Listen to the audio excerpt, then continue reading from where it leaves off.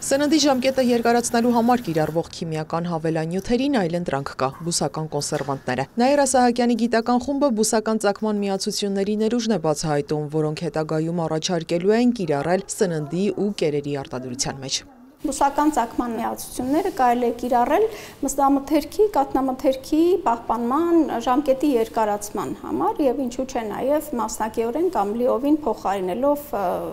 այդ կոնսերվանտների սինթետիկ անալոգներ։ Մինչև այսօր 50 բույս են հետազոտել, այդ թվում նաև գյուղատնտեսական թափոնները, խաղողի, հատապտուղների տերևներն ու ցողունները։ Բոլոր թեստ համակարգերում արձանագրել են, որ Հայաստանում աճող բույսերը մեծ պոտենցիալ ունեն, քանի որ բարձր կենսաբանական ակտիվություն են ցուցաբերում։ Այն բուսատեսակները, որոնք այլ վայրերում աճելով դրսևորում են ցածր կենսաբանական ակտիվություն, Հայաստանի այս բարձրադիր գոտիներում աճելու ընթացքում նրանք ձեռք են բերում բավական բարձր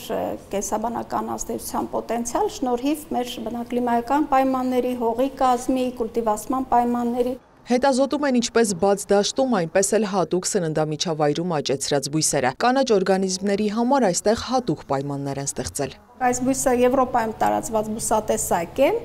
Այուգա ռեպտանսի անունը, հիմնականում օգտագործվում է որպես կանաչապատման բաղադրիչ, բայց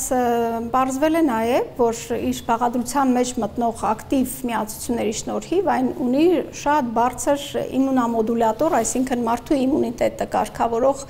ակտիվություն։ Աշխատանքի ավարտին մշակելու են հակամանրեային և հակաօքսիդանտային ազդեցությամբ բնական կոնսերվանտներ ու կենսաբանորեն ակտիվ հավելումներ, որոնք կկիրառվեն գյուղատնտեսության, սննդի արտադրության, անասնաբուժության ու կանխարգելիչ բժշկության ոլորտներում։ Պարզել ենք, որ բուսական ծագման այս մետաբոլիտները ունեն հակաբիոտիկ մոդուլացնող ուժեղ ակտիվություն, այսինքն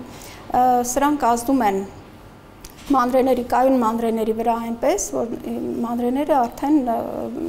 զգայուն են դառնում այն հակաբիոտիկների նկատմամբ, որոնց նկատմամբ մինչև այդ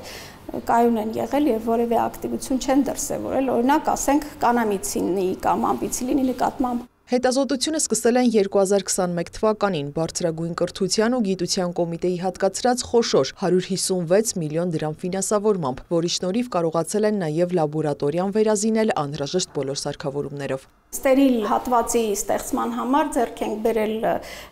երկրորդ սերնդի կենսաբանական անվտանգության կաբինետ, տարբեր մանրեային եւ բուսական կուլտուրաների կուբացման համար ձեռք ենք բերել տարբեր սարքավորումներ, մանրադիտակներ։ Ծրագրով հնարավորություն են ունեցել երիտասարդ գիտաշխատողներից մեկին գործուղել Լեհաստան, Գդանսկի տեխնոլոգիական համալսարան, 9 նմուշ ժամանակակից մեթոդներով այնտեղ են հետազոտել։ Վերադառնալուց հետո տարբեր սարքերի գնման արդյունքում հնարավորություն եղավ տվյալ մեթոդներից բջջատոքսիկության օրինակ